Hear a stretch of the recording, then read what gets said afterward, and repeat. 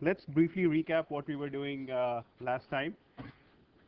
We were starting to try to solve the two-dimensional and three-dimensional problems, and we said that the couple of types of problems that we were going to look at were these two. So in the elasticity problem, we were trying to find a vector field. So we said that let's first go with a scalar problem, and that scalar problem was this of the heat conduction. So we followed the same sort of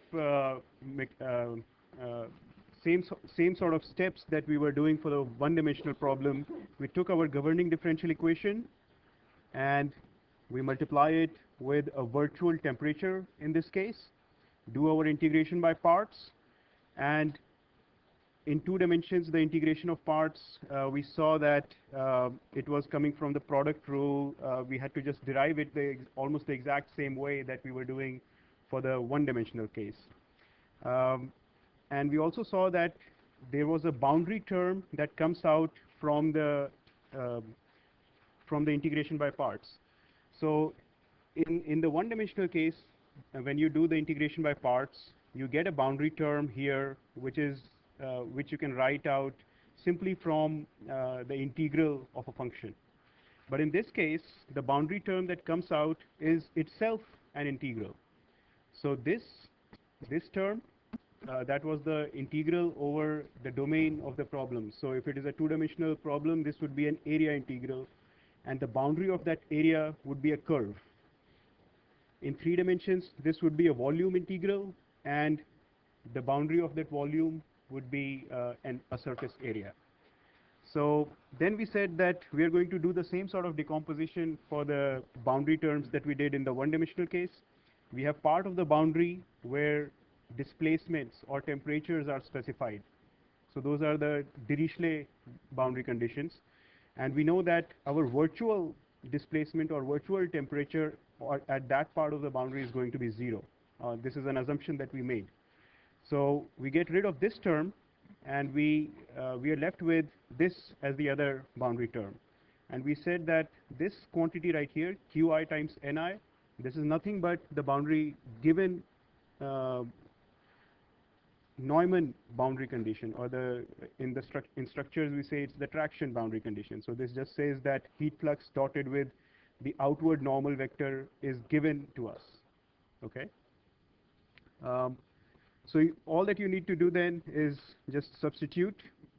Instead of this, you substitute h, and what you get is right here. So ultimately, we can write our weak form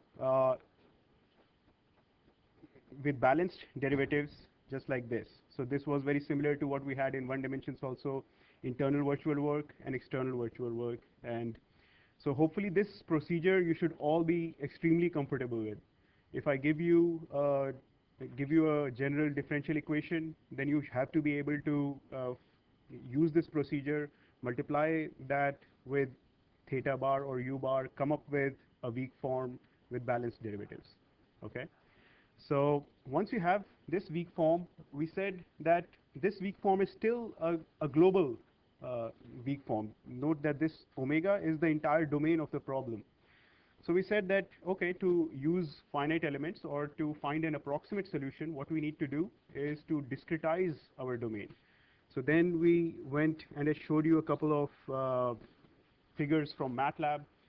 So this is the process of discretization that we also used in the one-dimensional case. Right? In the one-dimensional case, we had this bar. We divided up into all these number of nodes and elements. And we said that our function or our solution, we are going to assume our solution to vary linearly between the element. So this is just a discretization of the problem domain. And we said in two-dimensional case, the problem that we were trying to solve of that rectangular plate with the temperature profile. So we said that we will decompose that into smaller parts of that domain. So if this is our global domain, we can decompose this into small squares or small rectangles, or we could decompose that entire domain into small triangles. These both are regular, quote-unquote, meshes, and this is an irregular mesh. And I also told you how to generate these triangulations. So there is an inbuilt MATLAB function called Delaunay. If you just do a search or look at the MATLAB help about that, it's pretty straightforward. All you need to do is you give a set of points anywhere in the domain, and you run Delaunay on that, and it will give you a triangulation of some sort. Okay. And then we also said that this domain does not need to be regular. This domain does not need to be a rectangle. It can be any arbitrarily shaped domain, and this triangulation would always work on this arbitrary shaped domain. But on the other hand, this rectangles and squares or even quadrilaterals, you cannot always mathematically generate a mesh made out of all quadrilaterals, but you can always generate a mesh made out of all triangles. Okay. So all this until now, all that we have done is we've taken our domain and divided it up into small parts. We have not made any approximation yet. Okay.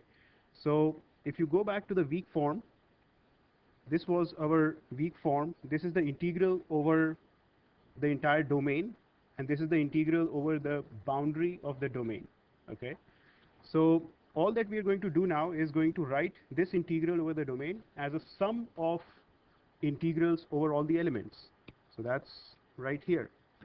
And this equality still holds because we haven't made any approximations yet. All we have done is that we have this big integral, we chopped it up into a sum of smaller integrals. Okay. So this is still an exact equality, but now to be able to solve this, what we do actually need is to make some sort of approximation of our solution. So let's take a look at what some of these approximations might look like. So for example, if you were trying to represent some function f of x, y, this is also something I showed you last time. Let's say you have some function which you don't know yet. This typically would be the unknown solution. But let's say you have some solution that you're trying to represent, and that solution looks like this: sine of x pi l. L is the length of this domain, and d is the width of this domain. So sine of x pi l, all that it does is it makes a sine wave along a half sine wave along the length of the domain. And sine of y times pi d, that makes a half sine wave along the width of this domain. So if you plot this function as a function of x and y, you give me any value of x and y, I can find this scalar value f of x, y. And if you plot that, this is the sort of the curve that this is the sort of surface that gets generated. So you can see that if I were to divide my domain into all these types of rectangles or squares or triangles, we would be actually approximating the smooth function. Okay. And obviously the type or the quality of that approximation was going to be dependent upon the density of those triangles or the density of those squares and all that. So we'll take a look at this a little more towards after we finish the formulation. But let's take a look at now that we have decomposed this problem into many elements, what we need to do is to assume some sort of a shape function. So what we did in one dimension was that we assumed a linear shape function within each element. So now we are going to try to do the similar thing for 2 dimensions. So yeah, so this is the linear shape functions that we were using for 1 dimension. And if you have these shape functions, you can express the real displacement, or you can approximate the real displacement with a finite element solution within an element E. So if you go to an element E, go to a point X within the element E, you can find out the value of the displacement at that point by interpolating its displacements from the end of the nodes. This is true only for linear finite elements.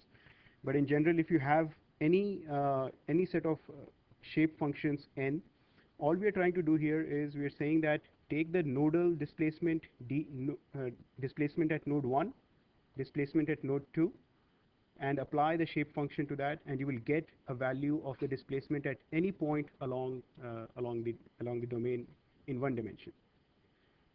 Once you have an approximation for the displacement at any point in one element, you can use the same approximation for all these different elements, assemble them together, and we saw how to do that, and you would have an approximate solution for the entire domain.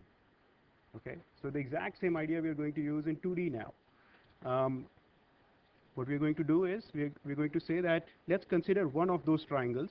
So going back to this, let's say we have this triangle right here. We want to approximate the solution within this triangle or within any triangle, but let's consider one triangle for now. So we're going to try to find or approximate the solution at one point within the triangle with some shape functions. So we're going to try to find a similar relationship like this in 2 dimensions. So let's say we have this triangle. This is a 3 nodes triangle, and we are trying to find the solution at a general point within this triangle. So we can say that this is the real temperature, the real solution for the temperature. We are going to approximate that with the same sort of notation that the approximate value of the temperature within the element E at a general location x and y is going to be given by n times d, where n are all the shape functions. So in this case, there is a shape function for node 1, there's a shape function for node 2 and node 3. And what those shape functions look like is also very, very analogous to what we did in one dimension. So the shape function for node 1, it goes to value 1 at node 1, and it goes to value 0 at the 2 other nodes. Similarly, you have shape function for node 2. It goes to 1 at node 2, and it is 0 at the other nodes. Shape function for node 3 is 1 at node 3 and 0 at the other 2 nodes. So if you have these 3 shape functions, and if somebody tells you that the value of temperature or the value of displacement at the nodes is given by these parameters, dE at node 1, this is the temperature at node 1, temperature at node 2, temperature at node 3. So using these shape functions, we can express the temperature profile within the element using this linear combination. So if you take this horizontal matrix, multiply this by the vector, you would get an approximate value of the temperature. So this is the same sort of approximation that we were using in 1D. All right, so once you have these approximation for the real temperature, you can also use the same approximation for the virtual temperature. So does anybody remember what do we call this procedure? Using the same shape functions for the real displacements and the virtual displacements. Yeah, that's the Galerkin method. So once you do that, you can also find your gradients of the temperature. Okay, so the gradient of the temperature is nothing but you have this equation right here. Nothing else depends upon x and y except these shape functions. These are constant parameters. Okay, d1, d2, d3, they are constant parameters. So when we take the derivative of this or the gradient of this scalar, what we want is d theta by dx1 and d theta by dx2. So this would, a gradient of a scalar is going to be a vector. Okay, so this is the vector that we are trying to find, and we are trying to find this because we want to plug this back into our weak form. Okay, so to find d theta over dx1, what we need is just take the derivative of this entire equation with respect to x1, and what you would have is dn1 by dx1, dn2 by x1, and dn3 by dx1 multiplied by all these 3 scalars. Does that make sense? So it's just algebra. We are just trying to rearrange our terms so that we can plug them back into the weak form. So just like the same notation that we were using before, the gradients of our functions can be represented with a matrix. This is the matrix B times our degrees of freedom at the nodes D. This is the exact same notation that we were doing for the one-dimensional case. Now, you remember from the one-dimensional case, we had those, if you were to try to assemble all these finite element shape functions, you had those hat curves, right? The same sort of hat curves are also generated in 2 dimensions. So let's consider this node right here in the middle, and if you have a triangulation of this domain, then the value of the shape function at that node is 1, and at everywhere else it is 0. So this is like a tent. Uh, these you could also call tent shape functions. So, but again, these are all local, and one another important point to note here is that these functions are also h1 over the element and actually over the entire domain.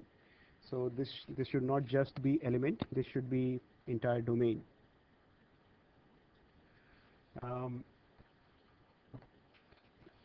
So does anybody remember what h1 means?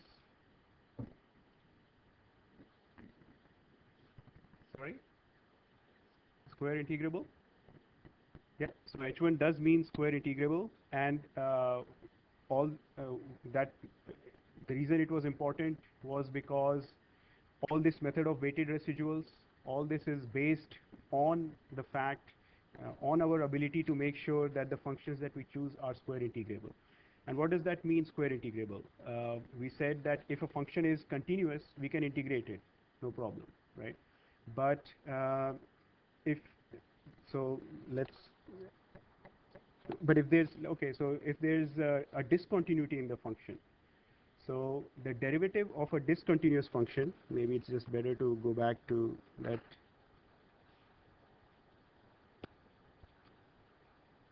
Right. So this was the one-dimensional case. These are all the hat shape functions in one-dimensional case that we had. Now note that their derivatives, their derivatives have finite jumps. At the element boundary, the derivative jumps. The exact same thing happens in the two-dimensional case. But now if you were to try to integrate the square of this function, you would still be able to do that. The derivative of this would have a Dirac delta at this point, so that's why this is not h2, but this is h1. Does that make sense? Or okay, let me say this once again. So this is the hat shape function or tent shape function that we were using in one dimension. Now the first derivative of this shape function is this type of a function. If you take the square of this function, you can still integrate it. Even though it has discontinuities at element boundaries, you can still integrate it. So it is definitely h1 because the first derivative of this function is square integrable. But the second derivative of this function, it would have a Dirac delta at this point, and Dirac delta is like a very steep infinity if you want to think like that. So if you square the Dirac delta and try to integrate it, you will not get a finite solution. You will not be able to integrate it. So it is not h2, but it is h1. The same sort of thing happens in 2 dimensions. We have this as our tent or hat shape function, and what do you think? Are the derivatives going to be constant within a triangle? So this is a triangle. We are trying to find what does the gradient mean. It means what is the direction of maximum change, right? So the direction of maximum change, since this is a plane triangle, is always going to be pointing down the maximum slope. So for the entire triangle, the gradient is constant, and that's why we'll also see a little bit later on. This is also called a constant strain triangle, CST. So the important thing here is that these types of shape functions, they are continuous on the element boundary, but just like the one-dimensional case, their derivatives are not continuous on the element boundaries. So the derivatives of all these triangles, they are not continuous on the element boundaries, but even though they are discontinuous, we can take their square and integrate them. So it is still square integrable. So all our method of weighted residuals, is fine to apply as long as our shape functions look like this. Uh, so, so all right. Now to try to find what are what is the specific functional form of this n1, n2, and n3. We know that we are going to express this this approximate solution in terms of n1, n2, n3, and multiply them with some constants d1, d2, and d3. But what are these functions? How do we find them? And this is, I think, not in your notes, so maybe you can write it down. So, so to find what is the function n1, n2, n3 in terms of x and y, what we can do is we can try to write it back in terms of the Ritz approximation. So if you remember the Ritz approximation, we used to use this sort of a Ritz approximation: A transpose times H. Okay. So in this case, what we'll do, we'll say since that triangular, if we have this as our element, and if we know the values at the nodes d1, d2, d3, then we can find the solution or find the value of this solution at any point within the triangle by just writing it out as a linear, as a combination of linear polynomials. And combination of linear polynomials in 2D is going to be 1, x, and y.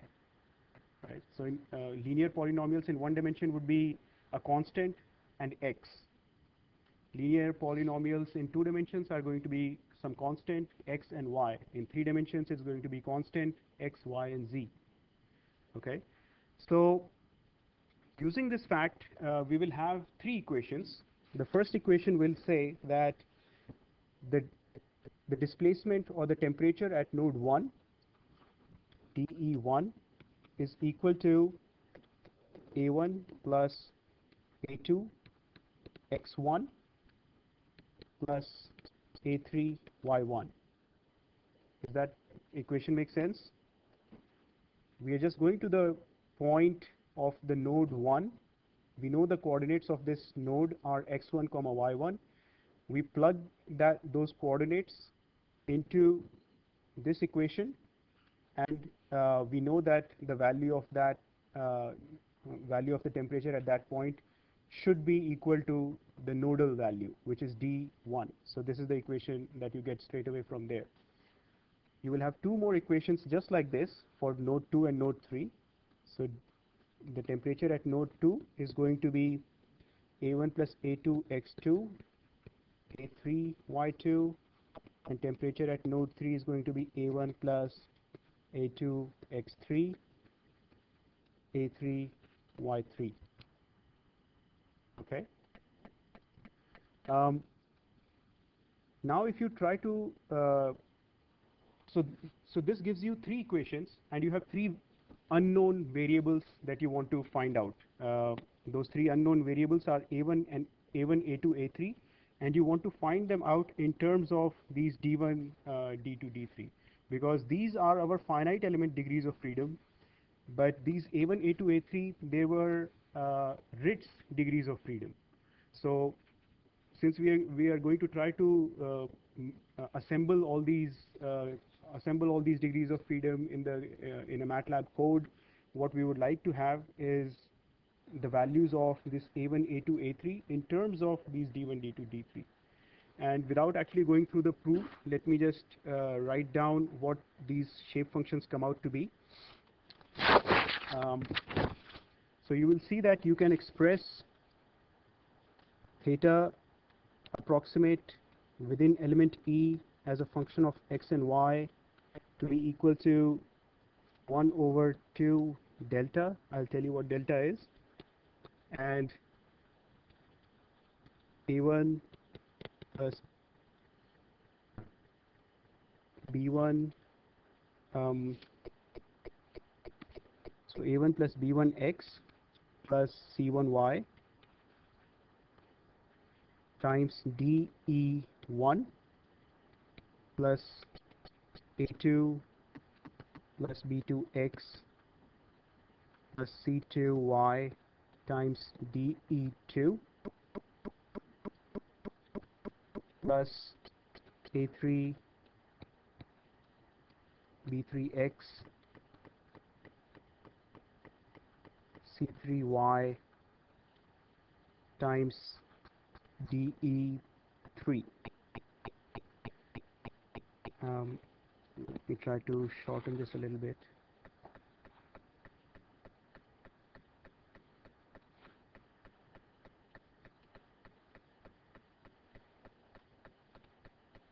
Okay, so in this case, what we have done now is we have said that this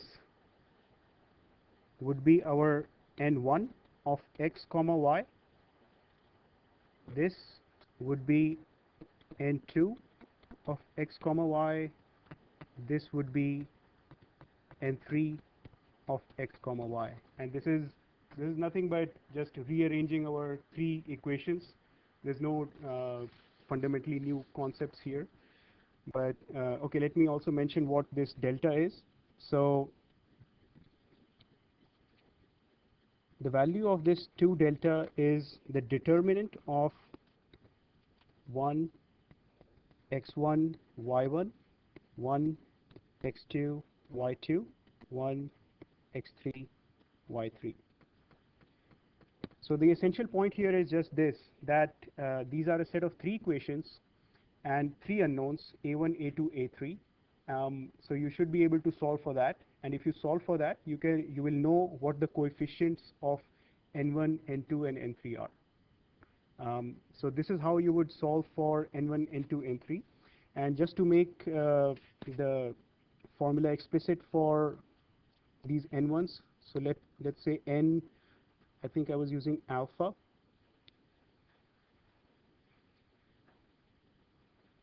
So yeah, I've been using n alpha. Let me use the same notation.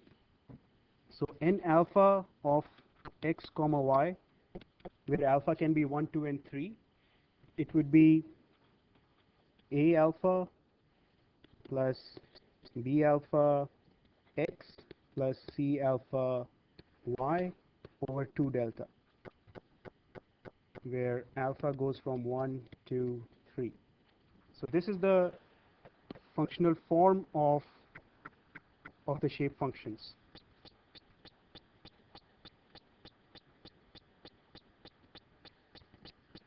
Um,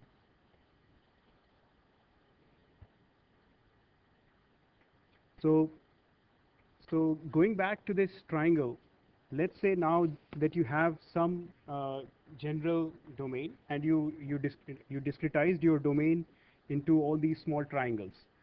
So going to a particular triangle E, you know the nodal coordinates of those triangles, x1 y1 x2 y2 x3 y3. Once you know those nodal coordinates, you can take those nodal coordinates and plug them into this equation, or you can take them and plug them into this equation, and you will know what n1 is, what n2 is, what n3 is.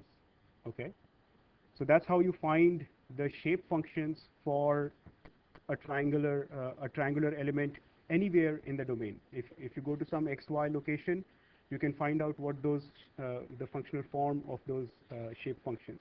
In one dimension, it was not a problem. In one dimension, we said that we'll just use the Lagrangian shape functions, which go to 1 at one node, go to 0 at the other node. You connect them with a straight line over. But in this case, this triangle could be may not be an equilateral triangle, may not be a may not even be and it could be an obtuse triangle. So but actually they, we try to make the mesh of these triangles so that these angles, they are not this small. But anyway, we will get there. So the point is, once you know the coordinates of the triangle, you can find out what these shape functions are. Once you know these shape functions, you can go back and plug them into our weak form. So let's do that. Our weak form was right here. So this was our weak form. Okay, and what we want here is theta bar dot I derivative of theta bar dot I. This is the gradient of theta bar. This is the gradient of theta. This is the gradient of virtual temperature. This is the gradient of real temperature. And this term is going to lead to a term with the stiffness matrix. So let's plug this in and let's see where we end up with. So substituting our approximation,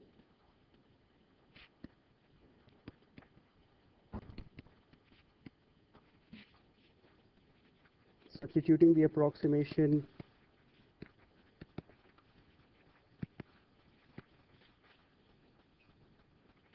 theta of xy is, or theta h within element E of xy is given by n matrix times d vector. Therefore, we know that theta h E within the element, the gradient of that temperature, let me say comma I, is also going to be equal to n transpose, or the gradient of the so let me remove this I because we want to use the D matrix. So gradient of this temperature, this is a vector, it is going to be equal to the B matrix times the D vector. So all that we have to do now is to substitute these two things into our weak form. So what we would say is that now our approximate weak form, so this is our approximate weak form, and I'm writing it as GH because this is now discretized and approximated.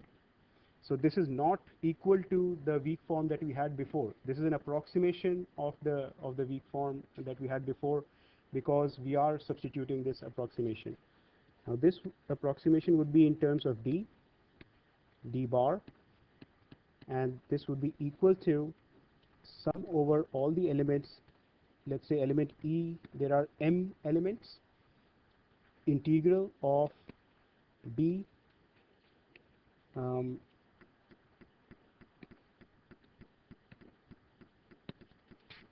integral of B transpose times the kappa tensor, this is the conductivity tensor, and times B and D, and we have a D bar transpose here.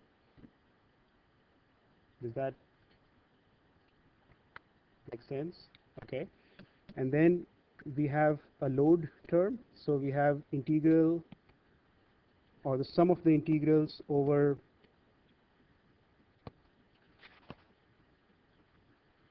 so if we sum the integral over all these elements, where each of what we have is D, and since I'm taking D out of the integral, let me write it this way. The virtual temperature times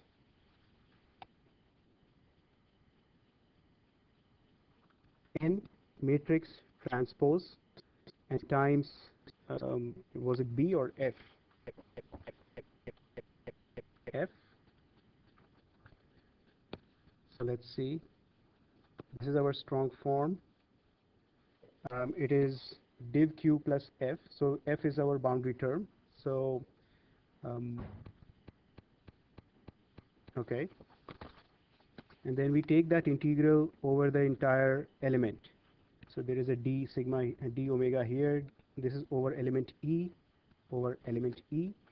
And finally we have the boundary term and I think there's a minus sign missing here, this minus sign.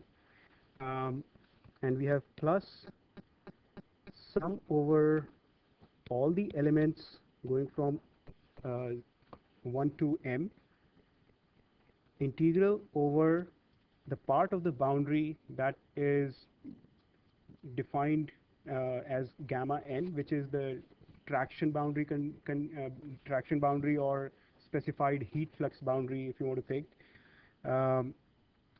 and D bar transpose times n transpose times H d gamma.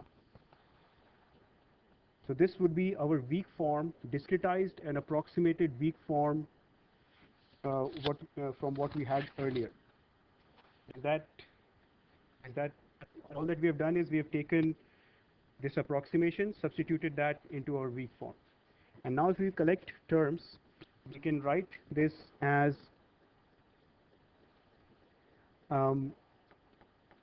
this will be an assembly E going from 1 to M of all the D element transpose times K element and times D, and this is again a minus sign here, plus assembly of all the load vectors or the right hand side vectors. We have D bar transpose times some F vector, where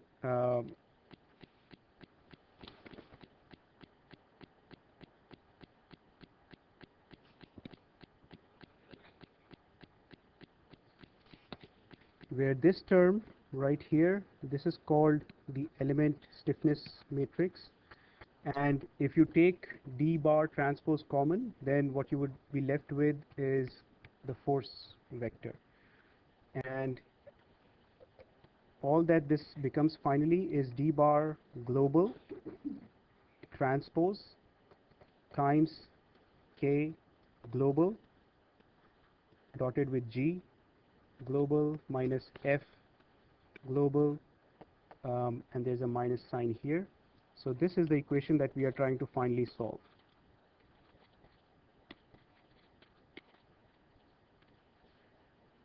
This should be equal to 0 for all D bar G. And this is the exact similar form for the equation that we also had in one dimension. It's just now that the individual terms mean a little bit different in 2 dimensions and 3 dimensions. So I have skipped over a little bit of detail about what this assembly looks like.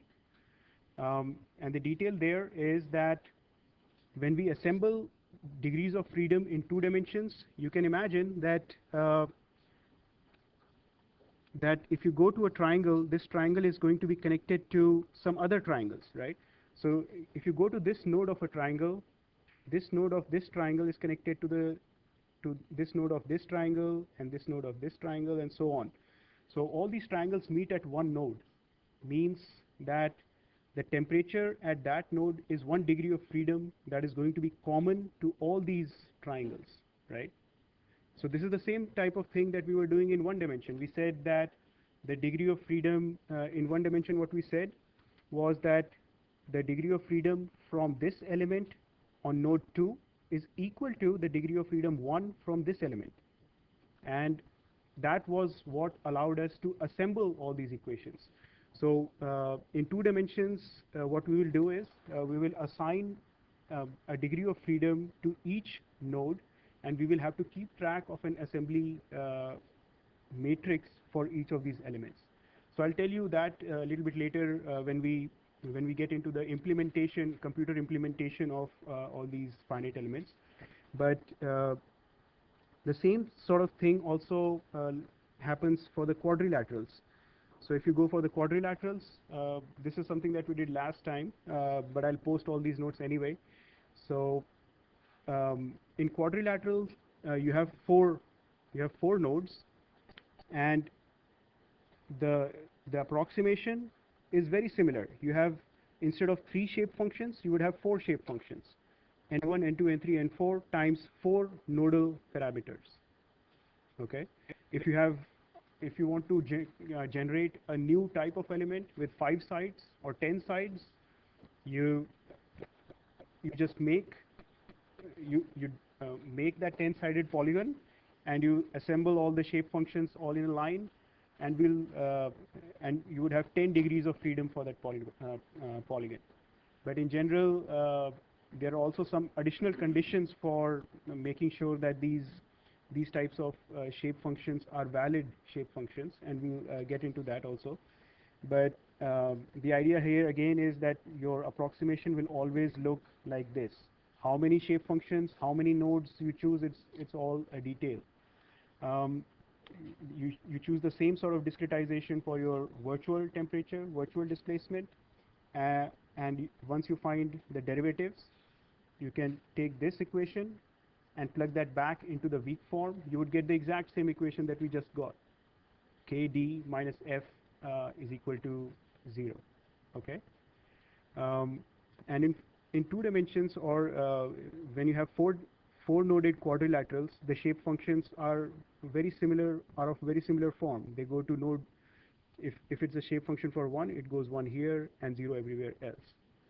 But unlike the triangular shape functions were linear, 1, x, and y. These shape functions are not linear. They have 1, x, y, and another quadratic term, the product of x and y. Okay, so we'll take a look at that also. Maybe right now I don't want to start into the elasticity derivation, but maybe next time we'll do this. So let me call it a day here. I'm going to let you off early, 5 minutes. So unless there are any other questions about this. Okay. All right. So I'll see you guys on Wednesday.